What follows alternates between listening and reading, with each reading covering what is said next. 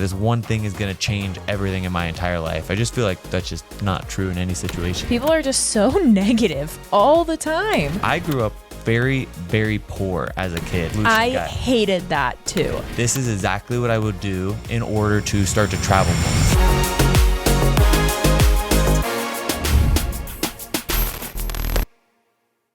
Welcome back to another episode of Unfiltered Adventures. I'm Steven. And I'm Giselle. And we are also known as the Lover's Passport. And today we are actually talking about something that is kind of in the travel niche, kind of in the content creator niche, kind of in the entrepreneur niche. We're going to really dive into mindset. I feel like it's really been on our heart after talking with quite a few of our friends and family members, and now being a coach since the Creator Passport is out. I feel like we have this whole new perspective that we really want to talk on. Hopefully this will help inspire you, or maybe even help inspire one of your family members or friends if you want to share this with them. But we're really going to talk into mindset. And before we get into it, I'm going to say my favorite, or one of my favorite quotes. It is, excuses are like belly buttons. Everyone has one and yours stinks. And if that doesn't tell you enough about what we're going to talk about today, that's really what we're going to dive into. Yeah. So typically, Steve and I have never really done a lot of meta-analysis on ourselves when it comes to mindset, because when we first both met each other, we had very similar personalities in the aspect of we're both very internally motivated, super competitive, very type 3, kind of fun and personality. And so we've never really actually sat down and analyzed why are we so successful compared to other people in the same field that might be doing the same things but not seeing the same results. Yeah, I feel like we'll obviously talk into a lot of different things. This can go back to your childhood, your upbringing, how you were in school, sports, all kinds of things. But I feel like the first thing I really want to talk on is almost advice. So both of us, I feel love giving advice. If Giselle comes to me and is man, this is really happening with my friend or blah, blah, blah. I used to just be well, here's the solution. I was a solution guy. I hated that too. I don't know if any other couple relates to this, but we've talked to a lot of our couple friends, and sometimes you want advice. Sometimes you don't. You just want somebody to empathize or sympathize with you. And I noticed a lot in relationships, it's usually the man that always wants to give advice and the woman who's I just wanted you to listen to me for a second. Yeah, I feel that's the first thing is understanding when to give people advice and when not to give people advice. But I feel we got to talk on both sides of it. So obviously if someone's complaining to you, it's hard to listen to some people complain. One of the biggest things that we see on our Instagram and on YouTube is oh, it must be nice to have daddy's money, or it must be nice to be really rich and be able to travel whenever you want. That's the dream. You guys are so lucky. They're always saying you're just lucky because you have a lot of money. And in reality, I grew up very, very poor as a kid. The only way that we could really travel was going and sleeping on the floor in a sleeping bag that we bought from Walmart for $15. And that was our big outing. That was my favorite way to travel. So when people say that, I feel it's almost you have a very closed mind. You don't even think that you can do it. I feel is one of the I think a lot of it goes down to priorities. Very true. When it comes to the woe is me mindset, it's you're not prioritizing the thing you see that all these other people are doing that are making you jealous. Naturally, that feeling of jealousy or envy is going to come in. But in reality, if you switch your mindset and be oh, I want to travel, it's going to be a priority. What can I do to get myself there? Whether it's going to Walmart and getting the cheapest sleeping bag and starting off with the cheapest gear, or going somewhere local. I think people I don't even know what it is. Especially on Instagram and TikTok. Oh my gosh, definitely on TikTok. People are just so negative all the time. Yeah, going back to let's say you're complaining. So if you're listening or something, there's always something you complain about, right? One of the biggest things that I complain about is about if my reel doesn't go super mega viral, I get very frustrated. But I can be complaining about having to do the dishes. I could be complaining about how hot it is today. I feel one thing that if you're a listener and you're someone that your friend's complaining about money or complaining about not traveling enough or complaining about their shoes, whatever it is, I feel one thing that our buddy Trent said from Rio Travelers when we were talking about as a couple, I'm a solution guy. I like to give solutions to anything Giselle says, and really trying to almost sit in the mud with them and ask them do you want advice or do you want me to sit in the mud with you? That was one question that Trent said he asked his wife, Sarah, and that cleared up so much stuff. So I feel like I've started to do that with Giselle, and right away that helped, I feel like, a lot with our conversations. But on top of that, when you guys are,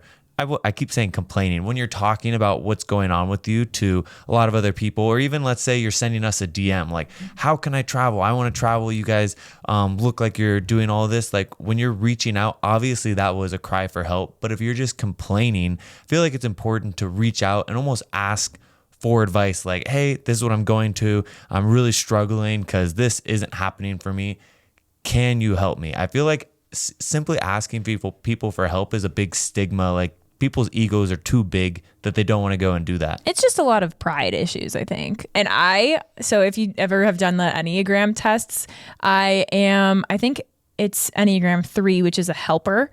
I love to help people. I hate to be helped. I hate to ask for help because intrinsically, I guess it is like a pride thing. But also, I don't want to be a burden. That's like the never ending conversation in this household. I'm like, are you sure? Like, I don't want to be a burden for you having to go off and help me and whatever. And so I think it does stem into a lot of like personality type stuff too. Yeah. And I think talking about the other side too, like if you're listening to someone complain, I feel like that's a lot of what we do is we listen to our families complain about something, or listening to our really close friends complain about money, or listening to a lot of people that follow us complain that they can't travel or can't grow. I feel like on the other side now, let's say I give you some advice like, okay, if I was you and I was 18, this is exactly what I would do in order to start to travel more. Or let's say you are working in this job and you're like, blah, blah, and then I start giving you advice. I think what people say immediately after you give the advice is the biggest tell, I think, for us of what kind of conversation it is. Like, oh, I can't, my reel is not having any views. What can I do? And then if we like, well, after taking a look at your account, these are the 3 things that I would recommend. And then bam, I give them the advice. The immediate response after, I feel like, well, that's not going to work for me because this, or, oh, I totally did understand that, but, or it's I've tried that before, but I feel like as soon as you hear that but or word, well, it's like immediately, like in their head, limiting belief. Yeah. They don't have the right mindset in order to move forward. I mean, like, especially when we're talking about travel, like obviously, yes, travel can be expensive, but when we were first dating, we were both pretty poor. It wasn't like we were going out and buying first class tickets and stuff. Still don't do that. Yeah. I feel like it really comes down to mindset. There's like this block in their head where they can't accept the advice and give 100% effort onto that. Yeah. And I also think there's a difference though between like complaining and the limiting beliefs versus venting. Very true. That's also something I feel like we talk a lot about too, because we want to be like a safe space for people to vent and get all of their emotions out. And that's where you're basically just actively listening. But then there's the complaining. And what's funny is, so I was a communication major in college at UCSB, and half of my major classes were geared towards more like marketing and PR and stuff, but the other half was all on relational communication classes. And I took a communication and conflict class, and I clearly remember there's a whole unit on people that complain. Yeah, and I remember us talking about this. It was really interesting because it's really hard depending on your like conflict style too, to deal with that as both a listener and as someone like who's a friend and you're genuinely trying to help, because based on your like conflict style, it might not be compatible. Like I'm a conflict avoidant. Like I hate conflict and I don't want to be like, if someone's consistently complaining to me about the same things and I've listened, I've offered advice, I've offered action plans, and they're still complaining about the same thing because they didn't go listen and do any of that, it starts making me really frustrated. And I don't want to be like, stop complaining, you know? Yeah. But something that I learned in that class was one of the most effective strategies is to be like, I hear you. It's very frustrating, like empathize with the person. But like at some point, these complaints are going to be affecting your mental health, and you have to set boundaries and limits on that kind of thing. Yeah, I feel like that was one thing that she told me in the very beginning. Even now, she tells me this when I'm like, when I complain about. He complains about other people complaining. Yeah, when I start doing it, she's like, "Okay, Steven, you've told me this a few times now. Like, if you tell me this again, like that's it. This is me warning you." Quota of complaints for the day. Yeah, because I feel like she said it does start to affect other people, because we're all about like you want to be like the people you surround yourself, right? So we try and surround ourselves with other people that are trying to reach for their goals, that are trying to travel more, that are wanting to go and do this stuff. And speaking to them, like if let's say they ask us for advice, like we just had some good friends, Corey and Sammy, and they were like, this is what I'm going through. I'm struggling a little bit with this. This is the situation I'm in. Like, what would you guys do? She was obviously asking for advice. We both would give our advice. And then afterwards, she's like, that is great. I think that's what I'm going to try and do. And this is what I'm going to try and talk. There was no, but there was no like, oh, I've tried that before. There was no like mental block in their head when they were trying to accomplish one of their goals. I think all of the most successful people in our personal like bubble are all like that. And they all are so willing to try new ideas, accept advice, even if it means failing and, you know, putting yourself out there. I think that's like a commonality that I've noticed between all of the people that are really killing it in their work and their personal life, that they are all so willing to accept like other people's thoughts, and they might not agree with them, but they'll at least acknowledge and, you know, take some pieces from it. And I even feel like that's one thing that I liked. You said you were like, I take some pieces from it and then you kind of make your own decision from there. Like we just had this whole conversation with this one person that ended up signing up for the Creator Passport, ended up not doing it anymore, and then talking to a ton of other people that were in our DMs, and they come in and they're like, okay, this is what I'm doing, this is what I'm trying to do, and then we're giving it advice, and they were like, oh, I never really thought about that. Or the first thing they see, they just go with that. And then the next thing they see, they just go with that. I feel like a lot of people these days don't know how to like sift through the BS before like finding a good answer, especially in like the content creator world and the travel. Like how many people are telling you, you need to do this, this, and this is how you can get the next secret. I feel like it's hard for people to like sift through and make their own decision when it comes to that stuff. Yeah, no, I agree. There's a lot of, for lack of a better word, bullshit out there. Especially we were scrolling on the Creator Passport Reels feed yesterday, and it was just insane how many get rich quick scammy MLM course creator videos that we were seeing. And I was like, no wonder why people get so frustrated at all of this stuff, because they're looking for answers and then they find these things and they think they're the answers, and then there's no actual advice, and then they just get stuck. I feel like that's one thing that we've always heard is like, oh, all the get rich schemes are typically a scam. And it's true. I feel like 90% of the times if we see someone talking about like, this is how to grow 500,000 followers in 1 month on Instagram. One thing that I feel like we get a lot of this now of people saying like, this is what's working. This is what everyone else is saying is working for them, but it's not working for me. I think that people just almost don't have the patience to like wait it out and put in the hard work. No one wants to put in the sweat and grind and tears in order to reach the goal. A lot of people are just looking for like one immediate fix, simple thing. Yeah, like especially when it comes to Instagram, especially people are like, they get so fired up like, oh, well, if I use this specific hashtag, is this one thing gonna make me be able to grow 100,000 followers? It's like there's so much else that goes into it. I feel like once again, just putting that block up in their head of if I fix this one thing, or this one thing is going to change everything in my entire life. I just feel like that's just not true in any situation. I feel like that's a good segue into what we've been seeing a lot about the perfectionism online too, in terms of like the creator space. It is so funny seeing how particular and nitpicky people are with their own content, that they're too scared to release it unless it's actually like perfect in their eyes, when we're so like, it doesn't need to be perfect, we'll just throw it out, we just want to be consistent. We'll like notice the next day like, oh, we misspelled this, or oh, we accidentally did this, or I didn't finish color grading this part. Like I feel like a lot of people try and speak to the 0.1% at the very top. Like especially if you're a photographer in like the travel niche, there's beautiful images everywhere. I can literally go on an AI now too and type in, make me a beautiful image of blah blah blah, and it'll pump out this stunning picture. So I feel like that's where it doesn't take a lot of pressure off, but it makes us not put so much into all the tiny little things. If instead of trying to speak to only the 0.1% and have your ego say like, I'm going to be the best of the best, like it's okay to just post content that you're happy with. You get it 80% of the way there, because we always live by the fact of like, if 80% is way better than the extra 90% of your time you're going to spend getting that last 20% to finish, you know? Like when I'm watching all these people's Lightroom and Photoshop editing tutorials, I am flabbergasted that it takes these people hours to get these like tiny little things fixed.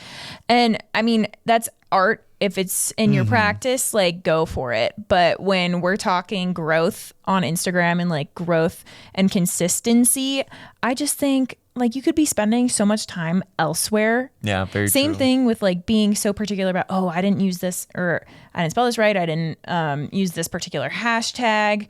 Like I'm only using trending audios with 100 uses or less. Like people get so tunnel visioned into tiny things, and then they end up not like actually succeeding because they're not being consistent. Yeah, and I feel like it all just goes back to like you at a certain point you just have to be okay with where it's at and kind of let go, get rid of that like block of like everything must be perfect and this and that. I think we were chatting about this the other day where a lot of that like 1% you're trying to edit for the 1%, it's your peers. It's like fear of judgment from your peers that your photo is not going to be good enough. Because if you're looking at like one of our travel photos, to the average ordinary person who is your target audience, that photo is already amazing. Now, there could be some photography like bros or other people looking at it and they're like, oh, well, I would have masked this, or you forgot to Photoshop this out, or I would have sky replaced that. That's so boring, right? But at the end of the day, those are like literally 1% of your audience, and they're not even the people you're trying to target. I'm reading this book right now called, I think it's The Courage to Be Disliked. It's very interesting hearing the advice in that book because it so goes hand in hand with this conversation of like who is really going to be judging you, and is that judgment worth what you're feeling and your time? Because at the end of the day, I would rather be posting like consistently what I think is good, but maybe could be improved a little bit out on the internet, and like just getting my brand out there, getting the content out there that I'm proud of, than like nitpicking every single thing. I mean, that even goes back to like when we were first starting, that like fear of not just other colleagues and other peers in the photography space, because now we're up there, but when we were first starting, it was like our friends and our family. We were like very nervous to they followed us and then they would unfollow us. Yeah, it was so funny to see in the beginning. We were so excited to be going on these road trips and posting helpful guides and all that stuff. And I think like after the first 5 months, it was so interesting to see how many people followed, and then we'd be like, oh, I'm so excited, and then 2 months later they would unfollow. They were like close friends, and they're like, this is so cringe, you guys, I can't believe you're doing this. I clearly remember one of your friends' sisters telling us that. That's definitely like one of the biggest stigmas to get over, is like doing something different. I mean, same thing when you like start traveling a ton. Let's say you were 20 years old. We just had Susie on our podcast. She did no traveling at all up until the age of 20 years old. And then at 20, she just made this gear shift and she went into a completely different style of life. I'm sure it'd be like if we told our parents like, okay, we're going to start van life full time next week. We're not going to see you for like a year. Like the looks and the different, it's so anytime you try and do something new or different, out of the ordinary, people are going to think you're crazy. Yeah. Until they don't. Yeah. You know? And that's a Mr. Beast quote. He always said that. He's like, everyone's going to think you're crazy, out of your mind, until they don't. Until and you then succeed. When you succeed, they're going to call you a genius, which I think is so true in it's a great quote. So many aspects of life. And now, like, it's so wild to go on like my personal Instagram page and see how many of my personal friends follow our page, because back in the beginning I will always be a petty person and remember who did not support us in the beginning, and now is like, oh my god, so cool, you know? Yeah, I mean, let us know if you guys are listening to this, and shoot us a DM on Unfiltered Adventures or the Lover's Passport or the Creator Passport. Let us know like those little things you're struggling with. But I feel like it really comes back to mindset. And then I think it was really in the past week, there was just a lot of things. There's a lot of conversation about it, because we've been talking to a lot of different people. We've started coaching a ton of people, and we started seeing trends immediately. And honestly, I can kind of predict out of our students, out of our friends, just from the conversations that we have and the questions we're asking them and their responses back, or their complaints, or like their process of editing, like from all of that, I can almost now guess who is going to be very successful in the travel creator space and who's not. Yeah. And I think a lot of it is like almost believing in yourself. I know that sounds hilarious, like believing that you were going to do something and then it happens. Till you make it. Like I don't know, a lot of you guys probably don't know this, but back in the day in 2018, I got the gold medal in Taekwondo martial arts for sparring. So I was a world champion in that.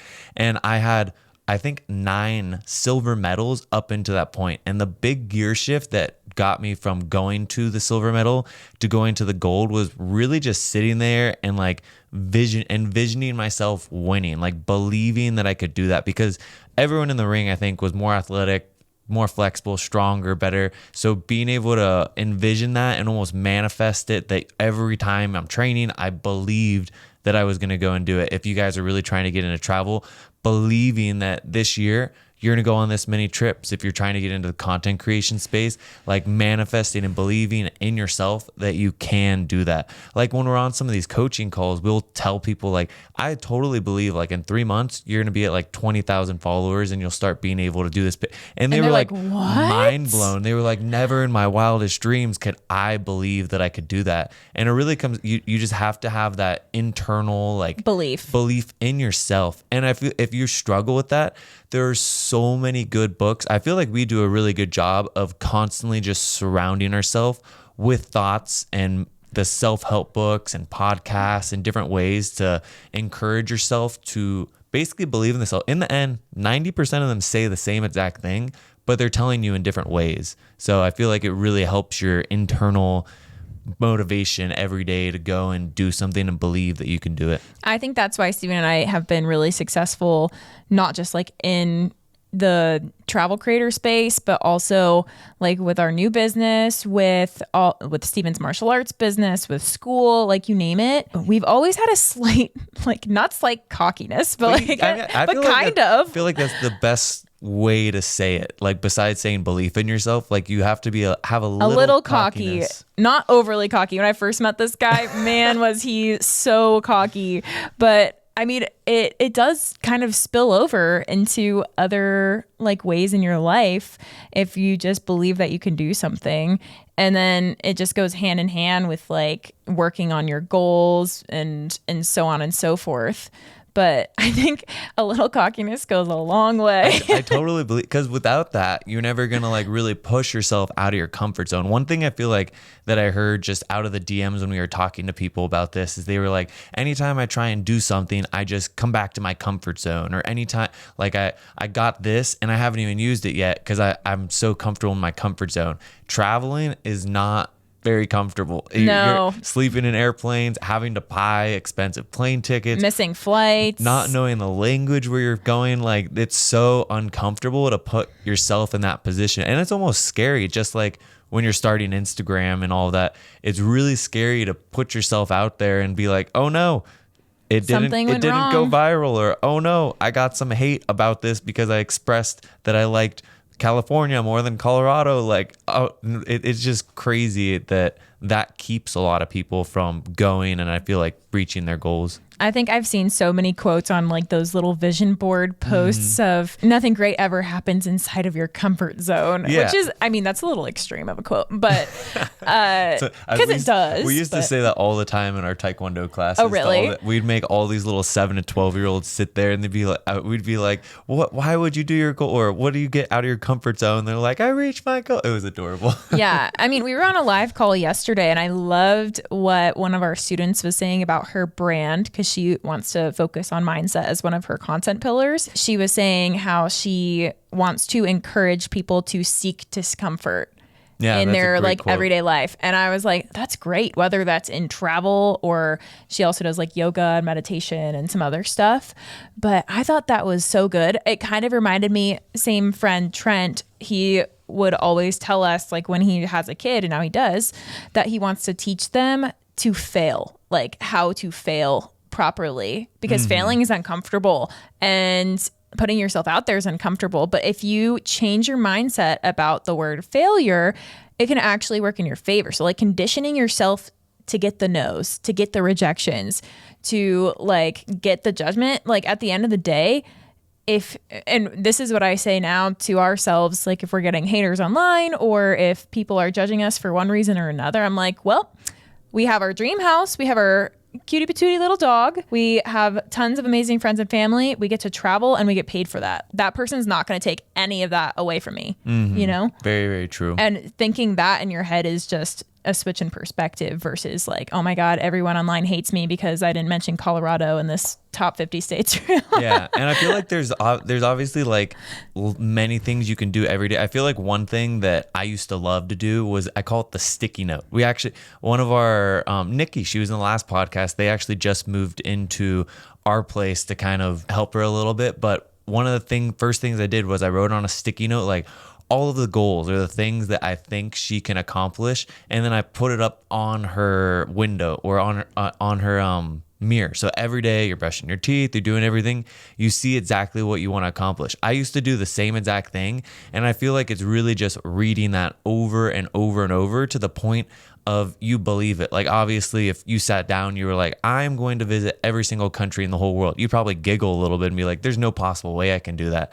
But if you sat down and every single day you're saying that, eventually you're going to believe it and it'll completely change your mindset. I feel like the sticky note method's like one thing I always swear by. I think it's so strong. It's like writing out your goals. Like you're more likely to do your goals if you write them all out versus just like in your head. I have such bad memory. We've talked about this more before, but anytime I write it down, I'd always forget about it. So I'd have like a little journal, write it down, boom, gone in a week. I'd write it, and especially because most of the big goals are like, let's say you want to start traveling more, you want to start content creation, you want to do all these things. Most of those big ideas aren't going to necessarily happen within like overnight, a week, a month, 2 months. It's going to be like a year, 2 years down the line. So there was a few things on my mirror that I wrote down that literally did not get erased for over 2 years. And I think the only reason they did get erased is because I moved out of the house. Yeah. But I mean, being able to read it every single day, so you remind yourself of what you're waking up and what you're going for.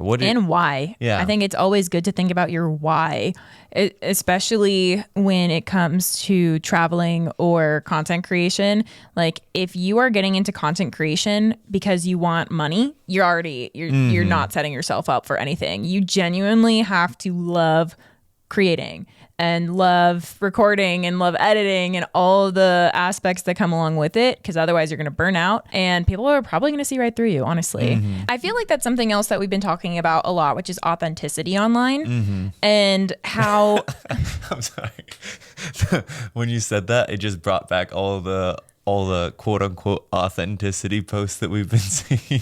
Oh yeah. No, there's like a lot of people that film themselves when they're crying online and then they post it to try and be authentic. But in reality, that's like one of the most inauthentic things you can do. I think it's so hard because everyone's so focused on like performance today, right? So if you post something online and you're super authentic, it's like what you're going through, and you post it, share it, and it goes viral because everyone's like, this is amazing. Everyone else that is trying to be up there at the top sees that and is like, oh my gosh, this did so well for her. I'm going to try and share why I'm crying this week. I don't know. Sometimes it's totally real, but I feel like there's so many times where I'm just like, man, I don't know how I feel about this. Yeah. And that's something I feel like we're constantly showing up pretty authentically and relatably online. I think when people mention why they follow us, that's usually what they tell us, because we're not like super fake online, which a lot of people, you know, not necessarily in the travel niche, but in other niches, I feel like it's more prevalent, like the lifestyle girlies that are showing up and are saying one thing and doing the total opposite. They try and be the it girl, as I like to say. No,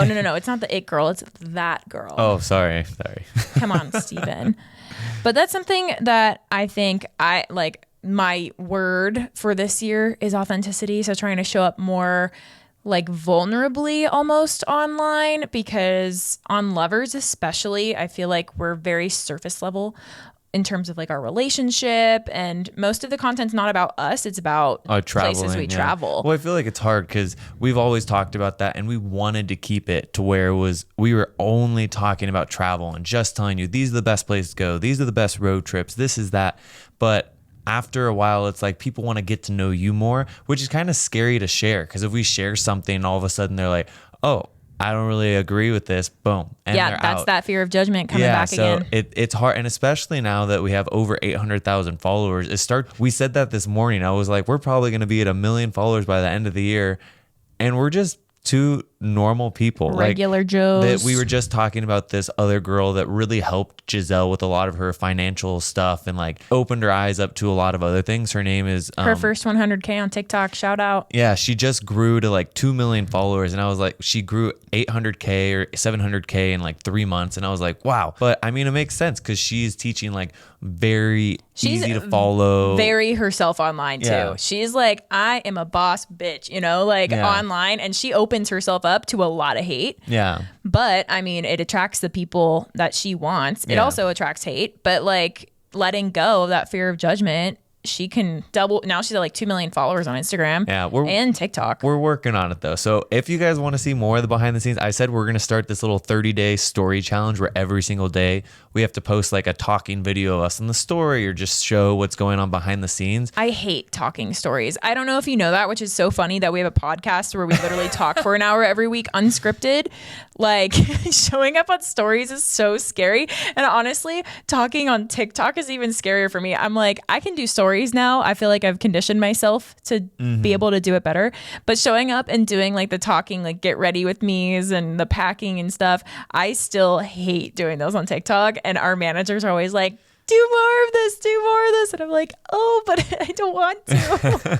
It just scared. It definitely I mean, there's our limiting belief, guys. We're just here in a therapy session. Yeah, no. But like the thing is, I feel like the difference is I'm very cognizant of it and I'm very aware of it. And I'm trying to be better at that versus just complaining about it. Yeah, I mean, that takes us back to another point when we talk about mindset. I feel like one thing that a lot of people don't do is kind of sit down and take time to analyze the past 3 months. Like we just finished Q1, right? So in the beginning of April, we sit down and we look at the business and go through all of these numbers. Most people do when they're in their jobs. They have especially if you're in commission-based things, you see they've got some KPIs to hit. You have numbers to hit, but does anyone ever really do that for their personal life? Like talking about their personal finances, or we have this one section where we always call like personal development in the business and then also personal development for ourselves. So like, what are we going to be doing to better ourselves this next quarter and what can we be working on? So like in that section, like I have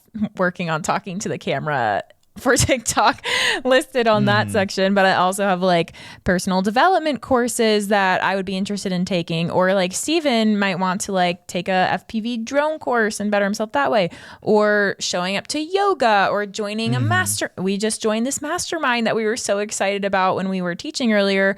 And that is like going to be huge for, I think, just mindset and surrounding ourselves with people that are so successful and so willing to share and just really smart and transparent. So I think all of those are something that is important to us.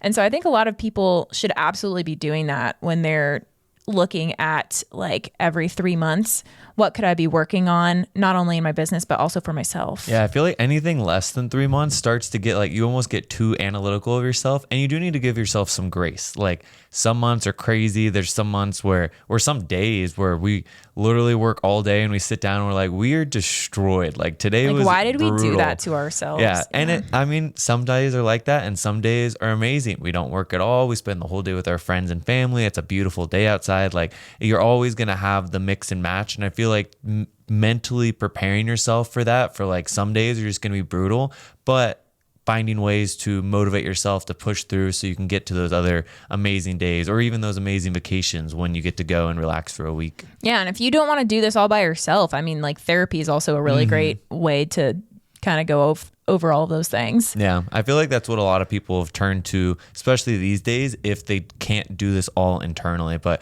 I definitely feel like a few of the action points, try and do the sticky note method. I think that'll really help you if you want to travel more, if you want to make more income, if you want to start a creator business, anything.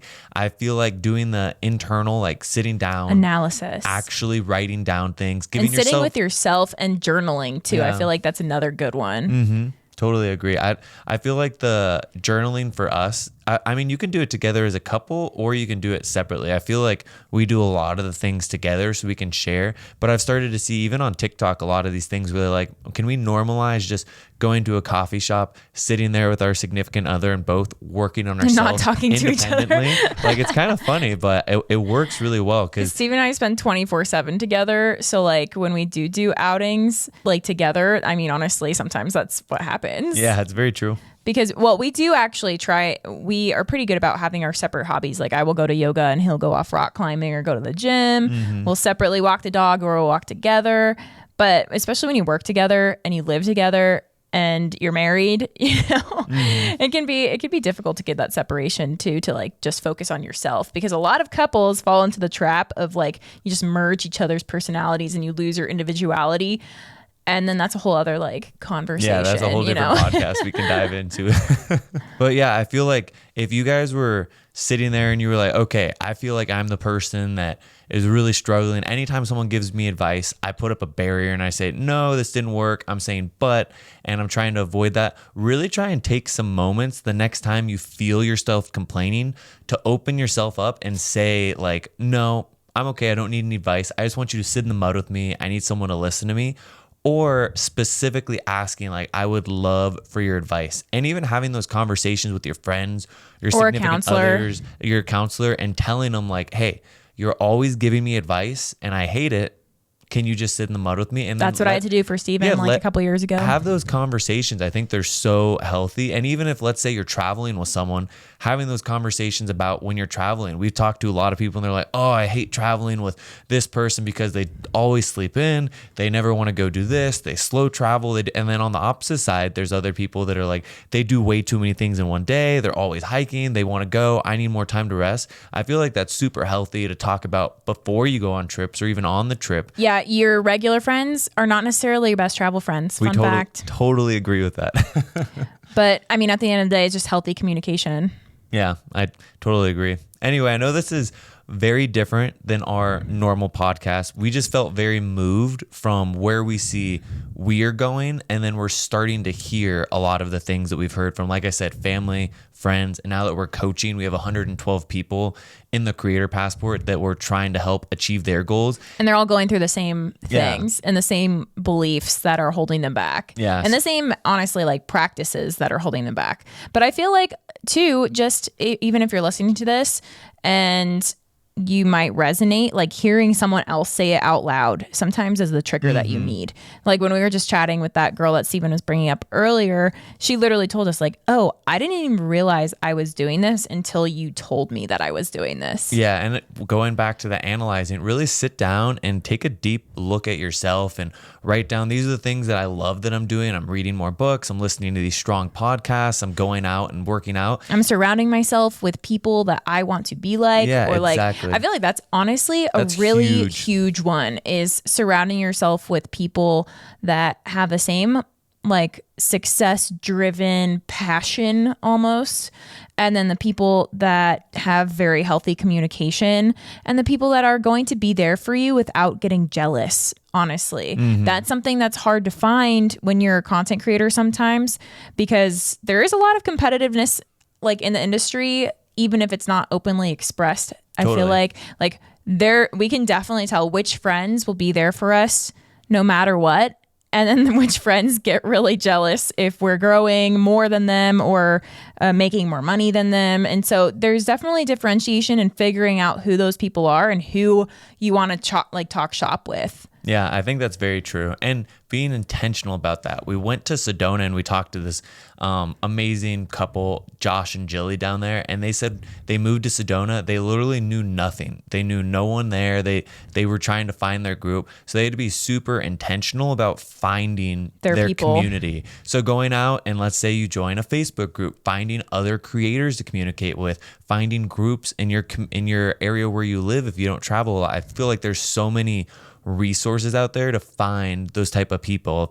There's all kinds of different groups for female entrepreneurs in our area. I'm sure that there are in your area as well, and really trying to surround yourself and just open up to those people, because the more you pour into them, the more they're going to pour into you. And that's what we've seen with a lot of the people at that level. And if you don't receive that, then that might not be the right people fit. that Yeah, not you wanna surround everyone, yourself. not everyone's going to be right for you, and you're not going to be right for everyone. Same goes for Instagram.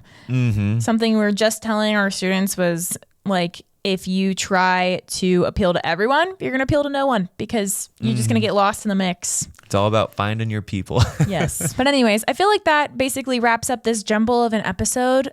What did we even talk about? I don't even know. That's the beauty of Unfiltered Adventures. It's all unscripted and you never know what's going to come out of our mouths. But that was our little counseling session for you guys. Yeah. Hopefully, if hopefully this helped you. If not, share it with someone, with your family or your friend that you think might be in this situation, is always the person that's either complaining to you or maybe they're giving you too much advice and you don't want that. And once again, the best way you can help support us is by giving us a 5-star review on Apple Podcasts or Spotify. If you're watching on YouTube, woohoo, there's 25 of you guys here on YouTube. We're super stoked that We you love guys, all 25 of you. we're super stoked to have you here, and we are going to keep putting out these videos because we really enjoy sitting down and talking about all this with you. But with that, we'll be wrapping up this episode of Unfiltered Adventures. And we'll see you next week.